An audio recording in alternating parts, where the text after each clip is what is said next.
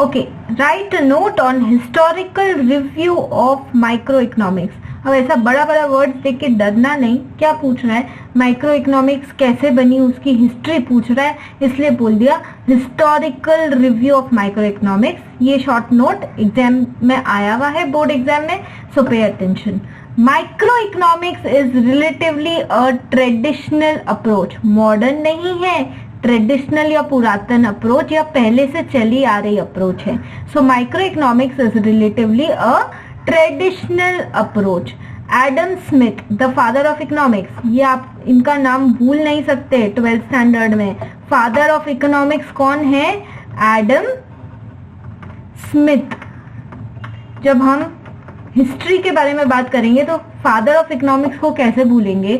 So Adam Smith, the father of economics, is considered the founder of micro economics.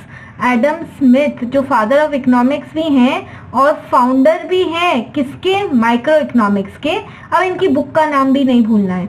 His book wealth of Nations was published in 1776। Okay, इनकी book का नाम क्या था? Wealth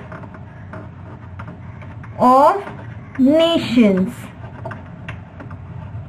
father of economics कौन है? Adam Smith. Founder of macro economics कौन है? Adam Smith. उनकी बुक कौन सी है? Wealth of nation. कब पब्लिश हुई? इन 1776। और ये सब हम यहाँ क्यों पढ़ रहे हैं? क्योंकि हमको historical review of micro economics के बारे में लिखना है, इसलिए। Okay, micro economics was popularised by doctor Alfred martial.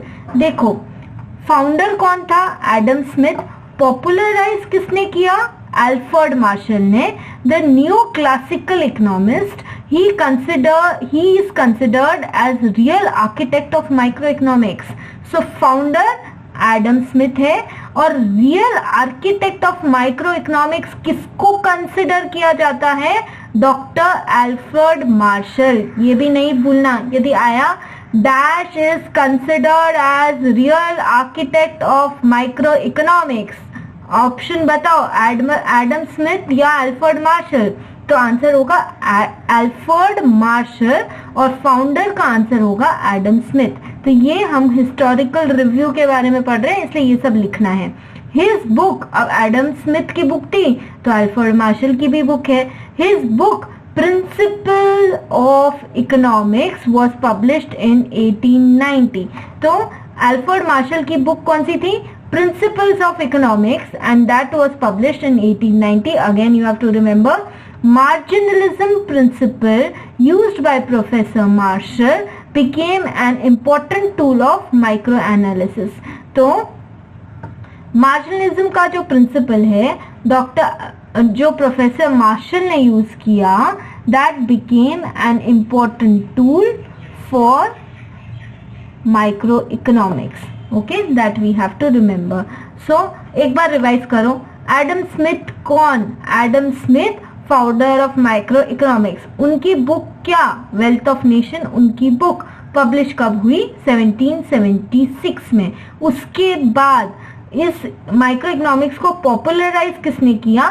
Doctor Alfred martial. वो कौन थे? New classical economics, and he was considered as real architect of microeconomics. उनकी बुक क्या? Principles of Economics, पब्लिश कब हुई?